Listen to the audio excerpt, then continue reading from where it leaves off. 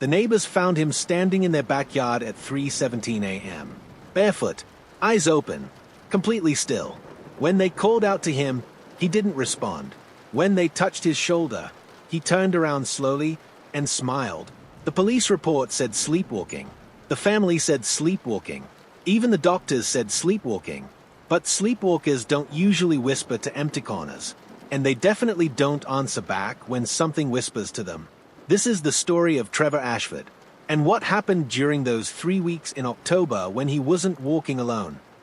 Tonight's story is titled, They Said He Was Sleepwalking, but He Wasn't Alone. But before you get comfortable, take a moment to like the video and subscribe, but only if you genuinely enjoy what I do here. And let me know in the comments where you're tuning in from, and what time it is for you. It's always fascinating to see who's joining us from around the world. Now, if you're wearing headphones, perfect. If not, you might want to put some on. Or you can lower the volume now, just enough so my voice blends gently with the stillness of your room. Close your eyes. Let your shoulders sink just a bit more into your pillow. You don't have to do anything. Just listen. Trevor Ashford was 17 years old, honor roll student, star of the debate team. The kind of kid who said yes sir and no without being reminded. He lived in Millbrook, Pennsylvania, one of those small towns where everyone knows everyone, and the most exciting thing that happens is when the Dairy Queen gets a new flavor. Trevor's parents, David and Rebecca Ashford, were what you'd call pillars of the community. David ran the local hardware store his father had built. Rebecca taught 3rd grade at the elementary school. They had 2 kids, Trevor and his younger sister Emma, who was 14. The Ashfords lived in a colonial house on Maple Street, built in 1962.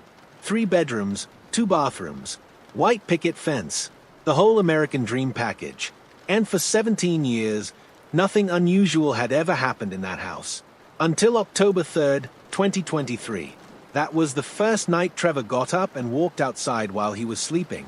According to Rebecca's statement to police, she woke up around 2:30 a.m. because she heard the front door close. She assumed David had gone out to move the car or check the mail. Sometimes he did that when he couldn't sleep. But when she reached over, David was right there next to her, fast asleep. She got up and looked out the bedroom window.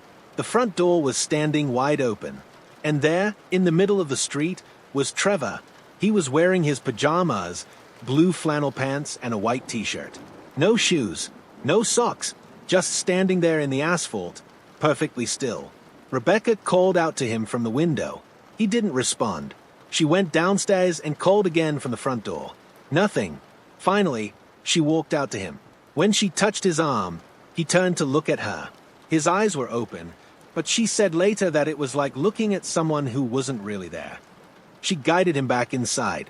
He walked normally, followed her instructions, got back into bed. In the morning, he had no memory of it.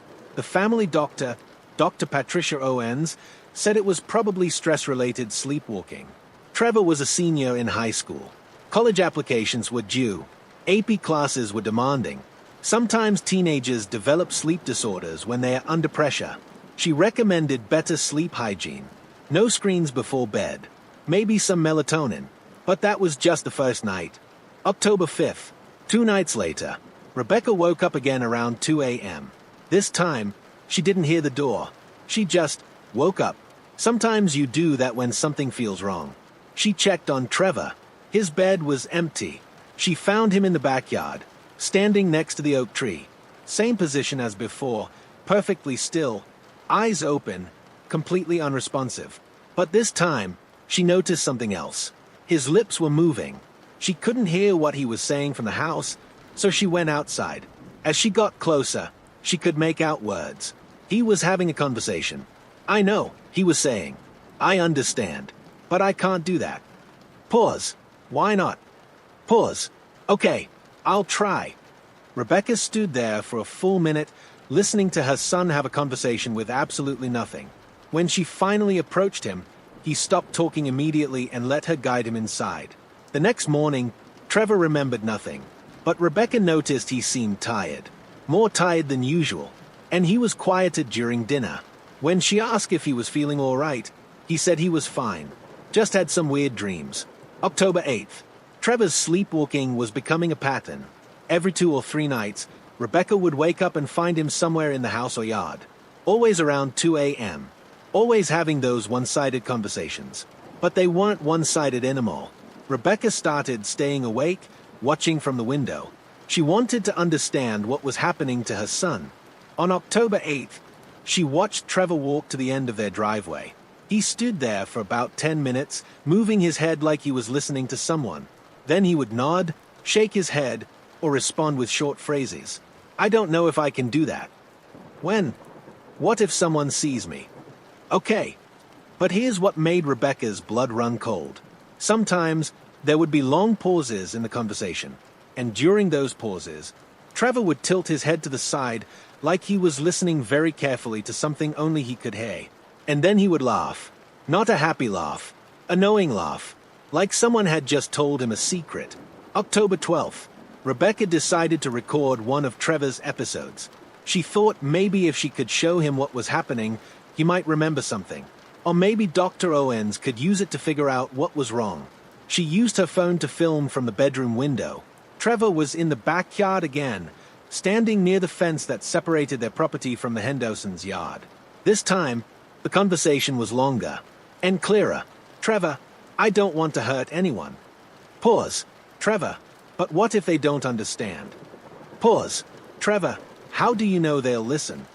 Pause. Trevor, what about my family? Pause, longer this time. Trevor, you promise they'll be safe. Pause. Trevor, okay, I trust you. When Rebecca played back the recording the next morning, she noticed something that made her stomach drop. During the pauses, those moments when Trevor seemed to be listening, you could hear something else on the recording. Very faint, almost like static, but not quite static. It sounded like whispering. Rebecca took the recording to Dr. Owens. The doctor listened to it 3 times, then referred them to a sleep specialist in Philadelphia. But before they could get an appointment, things escalated. October 15th. Trevor didn't just leave the house. He left the neighborhood. The Hendersons found him in their backyard at 3:17 a.m. They called the police because they thought someone was trying to break in. When Officer Janet Rodriguez arrived, she found Trevor standing perfectly still next to the Hendersons' garden shed. Eyes open, completely unresponsive. But there was something different this time. Trevor was holding something in his hand. It was a key, an old-fashioned skeleton key. Brass, worn smooth like it had been handled for decades. None of the Hendersons recognized it. It didn't fit any of their locks, and Trevor had no memory of where he'd gotten it. The police report listed the incident as sleepwalking, no charges filed. Officer Rodriguez noted that the subject was cooperative but unaware of his actions. But there was something else in the report. Something that Rebecca didn't see until she requested a copy weeks later. Officer Rodriguez had written, subject appeared to be listening to something during transport. When asked what he was hearing, subject replied they are explaining the rules. Subject had no memory of the statement when fully awake. Rebecca called Dr. Owens immediately. The doctor moved up their appointment with the sleep specialist. But Trevor didn't want to go. For the first time since the sleepwalking started, Trevor was resistant to getting help. I'm fine, Mom, he said. It's just sleepwalking. Lots of people sleepwalk. Trevor, you were in the Hendersons' backyard. You had a key that doesn't belong to anyone. I probably found it somewhere and picked it up without thinking, while you were asleep. I guess. Rebecca noticed that Trevor was different during the day now. More distant. He spent a lot of time in his room with the door closed. His grades were slipping. He quit the debate team. When she asked him about it, he said he was just tired. But Emma, his younger sister, noticed something else. Trevor was talking to himself. Emma told her parents that she could hear Trevor talking in his room at night. Not during his sleepwalking episodes, during regular bedtime hours. He's having conversations, Emma said, but there's no one in there with him. David checked Trevor's room. No phone, no computer, no way he could be talking to someone remotely. When David asked Trevor about it, Trevor said he was just practicing speeches for debate team. But Trevor had quit debate team 2 weeks earlier. October 18th. Trevor's sleepwalking episodes were now happening every night. Rebecca had started sleeping on the couch so she could hear when he got up. But on October 18th, something changed. Trevor didn't leave the house. Rebecca heard him get up around 2 a.m., like usual. But instead of going to the front door, he went to the basement. She followed him downstairs and found him standing in the corner of the basement, facing the wall. He was talking, but more quietly than usual. Rebecca had to get close to hear what he was saying. "I found it," Trevor whispered. "It was exactly where you said it would be." Pause. No one saw me take it. Pause. "I understand. Tomorrow night." Pause. "I won't let you down." When Rebecca looked at what Trevor was facing, she saw something that made her blood freeze. There was a small hole in the basement wall, behind the water heater, a hole that had never been there before, and inside the hole, something was glinting in the dim light. The next morning, after Trevor had gone to school, Rebecca went back to the basement. The hole was still there, and inside it, she found more keys. 7 keys total, all different, all old, all worn smooth like they'd been handled for years. Rebecca called David at work. He came home immediately. Together, they searched the basement more carefully. That's when they found the other holes. Small holes, carefully dug, hidden behind pipes and storage boxes. 12 holes total, and in each hole, there were objects, keys, coins, small pieces of jewelry, a child's toy car, a fountain pen, a locket, all old, all worn, all things that looked like they'd been buried for decades. David called the police. Detective Ray Kowalski arrived at the Ashford house around 2 p.m. on October 19th. He examined the basement, photographed the holes and the objects, and asked Rebecca and David to walk him through everything that had been happening with Trevor. When Detective Kowalski heard about the sleepwalking, the conversations, and the objects, he asked a question that changed everything. "Have you checked to see if any of these items have been reported stolen?"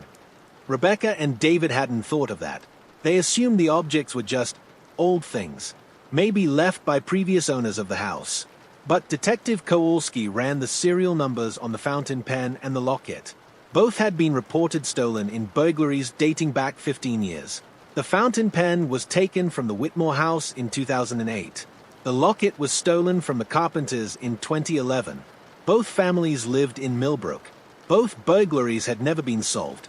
Detective Kowalski asked Rebecca and David not to say anything to Trevor until he could investigate further. But that night, Trevor's sleepwalking episode was different. Instead of going outside or to the basement, Trevor went to Emma's room. Rebecca followed him and found him standing next to Emma's bed, looking down at her while she slept. He was whispering again. "She's so young," Trevor said. "Are you sure she needs to know?" Pause. "I understand. But what if she gets scared?" Pause. "Okay, I'll tell her tomorrow." Rebecca had heard enough. She woke up David and told him they needed to get Trevor to a hospital immediately. But when they went to wake up Trevor, his bed was empty, and the front door was open. David and Rebecca searched the neighborhood for 2 hours. They called the police, organized neighbors, checked every yard and street within a mile of their house. They found Trevor at 4:30 a.m. He was standing in Millbrook Cemetery, in the oldest section where the headstones date back to the 1800s. But he wasn't alone. There were 3 other people in the cemetery, all standing perfectly still among the headstones, all in their pajamas. Mrs. Eleanor Grayson, age 73, Gerald Hoffman, age 45, and Amy Chen, age 12. All of them were sleepwalking, and all of them were having the same conversation. When the police arrived, they found the 4 sleepwalkers arranged in a circle around a particular grave. An old grave, weathered and cracked, with a headstone that was barely readable. Officer Rodriguez tried to wake them up, but they wouldn't respond. They just kept talking. "We understand," they said in unison. "We'll help you finish what you started." The grave they were standing around belonged to someone named Ezra Blackwood. Died 1847. The inscription was mostly worn away, but they could make out a few words. Ezra Blackwood, beloved father, taken before his work was done. The police managed to wake up all 4 sleepwalkers and get them back to their families. But Detective Kowalski knew this wasn't a coincidence. He started investigating the connection between Trevor, Mrs. Grayson, Gerald Hoffman, and Amy Chen. What he found made the case even stranger. All 4 lived in houses that were built on land that used to belong to the Blackwood family farm. The Ashford house was built in 1962 on what used to be the Eastern Field. Mrs. Grayson's house was built in 1958 on the former barn site.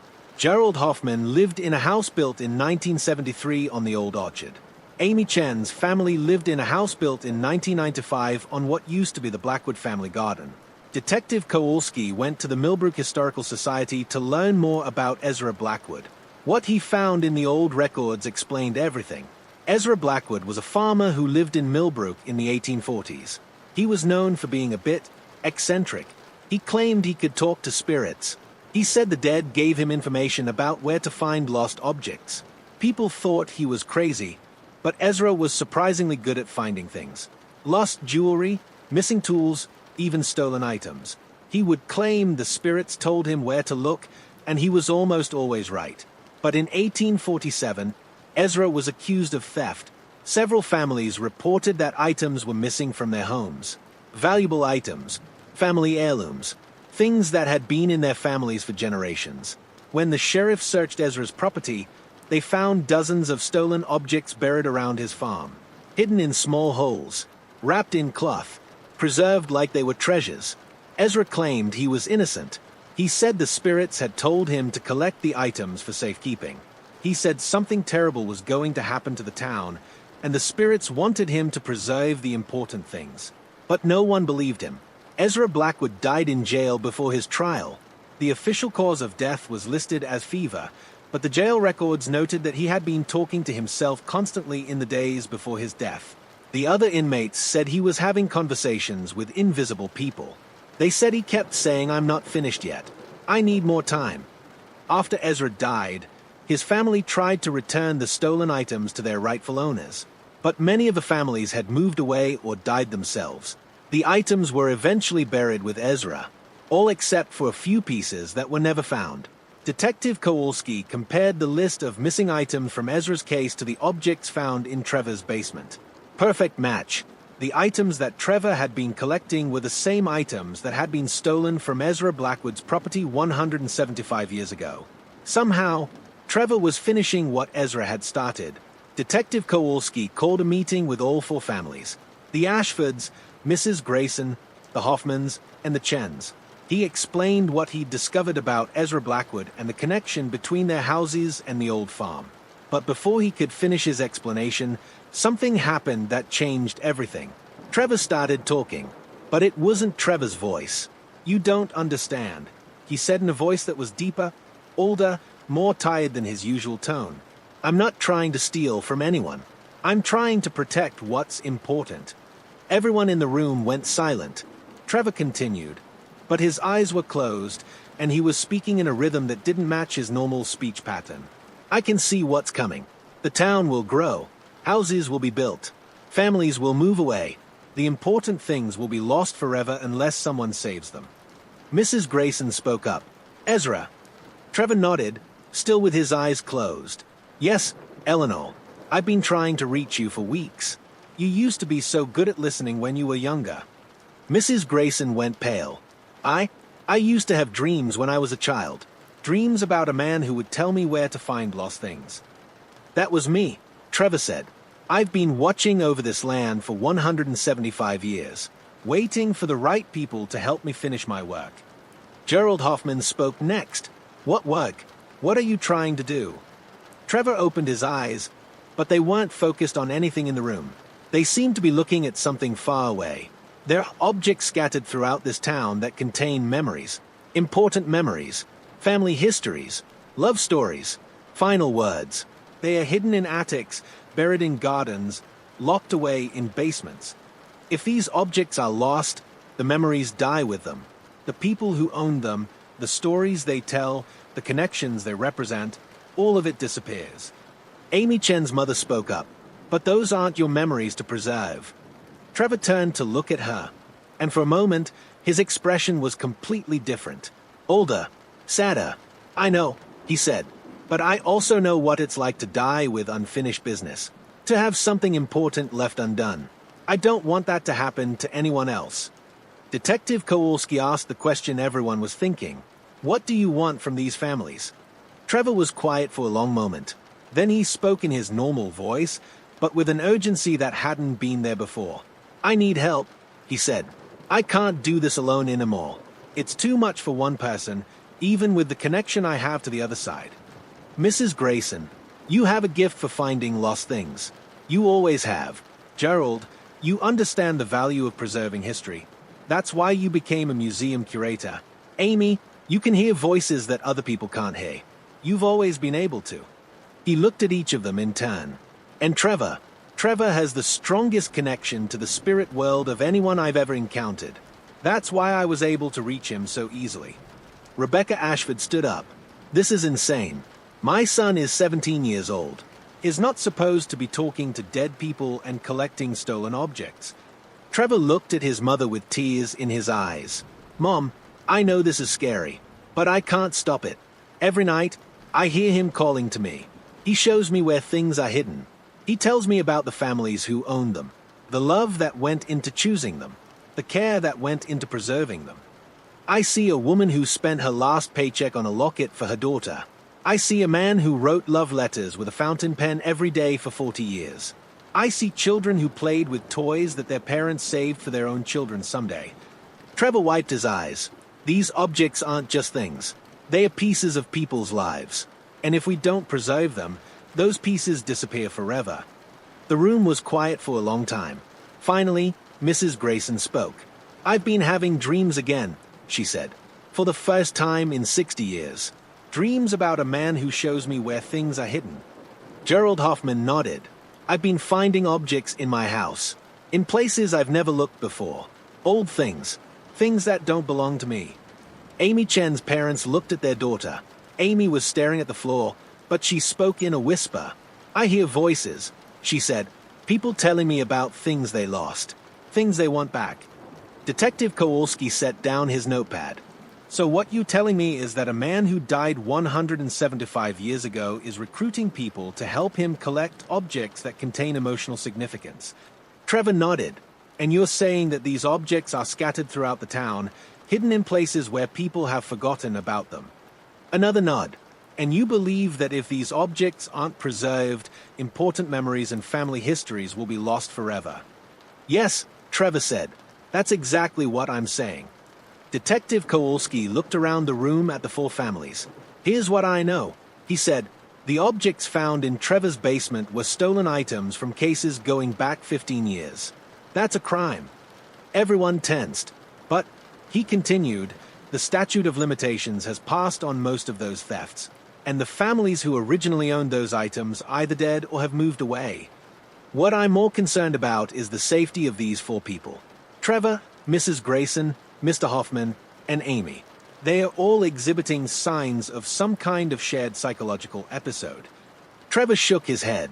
"It's not psychological. It's real." Detective Kowalski held up his hand. "Whether it's real or not, you're all in potential danger. Sleepwalking is dangerous. Breaking into other people's property is illegal.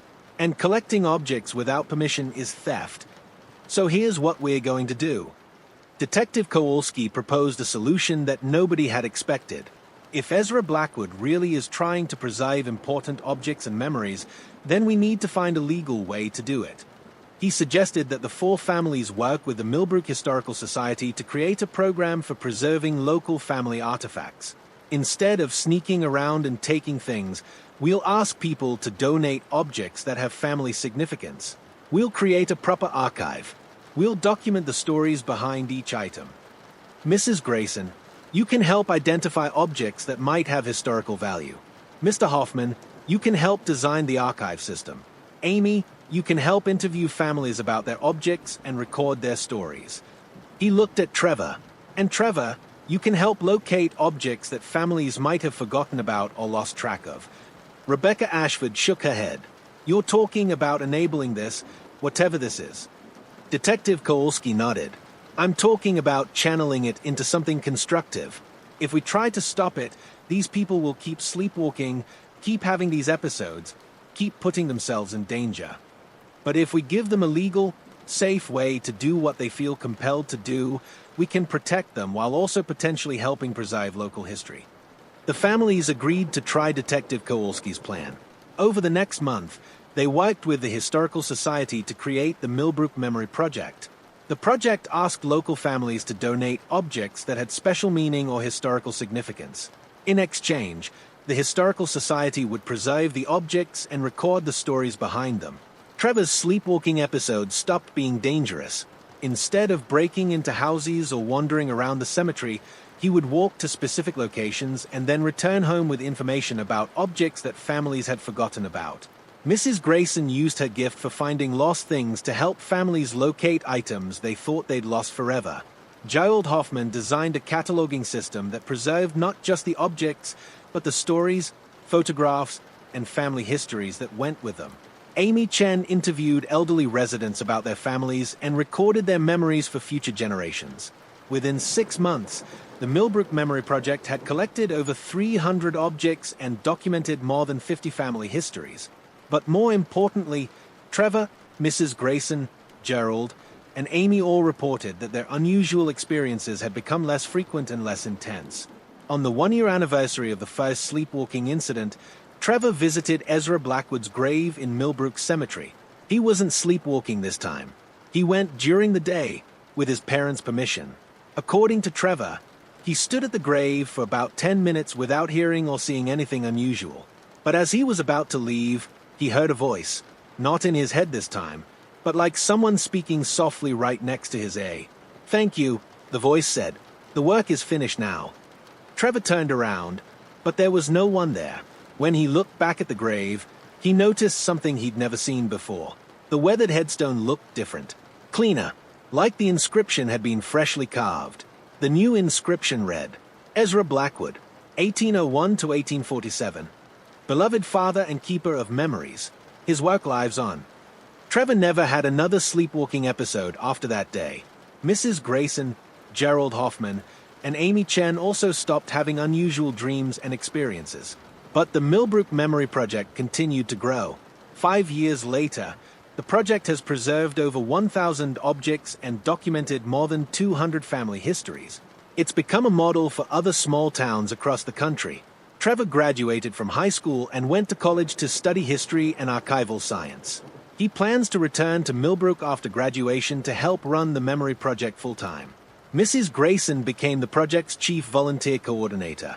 Gerald Hoffman left his job at the museum to become the project's full-time director.